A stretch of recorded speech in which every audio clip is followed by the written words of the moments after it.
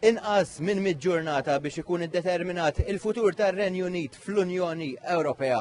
Emozzjonijiet differenti propju ġejna hawnhekk fit-triq prinċipali f'Londra biex naraw x'jaħsbu n-nies u kif ser ikunu qed jivvutaw. Il-kelma referendum bħalissa hija l-aktar waħda użata fir-Renju Unit kemm fit-toroq, bars, stabilimenti u saħansitra grounds tal-futbol. U bir-raġun minħabba sensittività tad-deċiżjoni li ser tittieħed għall-futur tal-pajjiż. Kienu bosta li qalulna li sħubija fl-Unjoni Ewropea tfisser stabilità għall-ekonomija u x-xogħol. Well, I think we should stay in Europe because people from other European countries do the jobs that the UK people don't want to do. Yes, I think so. And why? Well, because it's great for integration, for cosmopolitan. It's a cosmopolitan place. They should stay, yeah. They should stay in the EU because they need each other because they need each other in terms of finance, economy. Yes, it should stay in the EU. For which reasons? It's good for the economy. To be isolated from the rest of Europe, I don't think it's a great idea.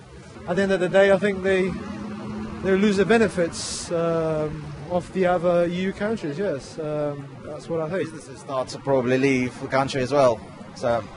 Oħrajn jaħsbu li r-Renju Unit għandu jibqa' membru b'ċertu kundizzjonijiet. Better if we stayed in, but some changed arrangements. And what kind of changes are you opting to? Well, we've got quite a few already with our currency and everything.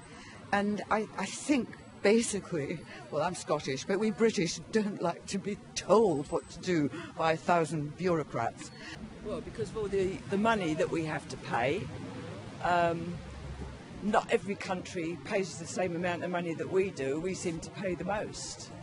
So, that's one of the reasons. Fil-waqt li dan ir-raġel jgħid li jekk il-pajjiż joħroġ mill-Ewropa jerġa' jieħu r-ruħ. No. For which reason?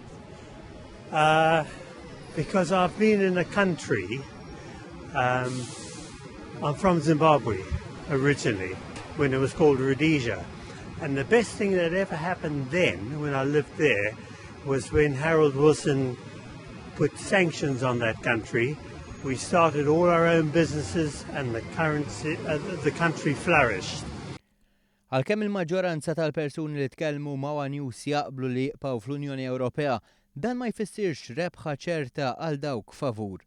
Il-Vox Pop sar fl-iktar parti sinjura ta' Londra u jirriżulta li dawk ta' ċertu livell finanzjarju jaqblu ma' sħubija fil-waqt il-maġġoranza ta' nies li jgħixu fi bliet mhux daqstant żviluppati jixtiequ li r-Renju Unit toħroġ mill-Ewropa.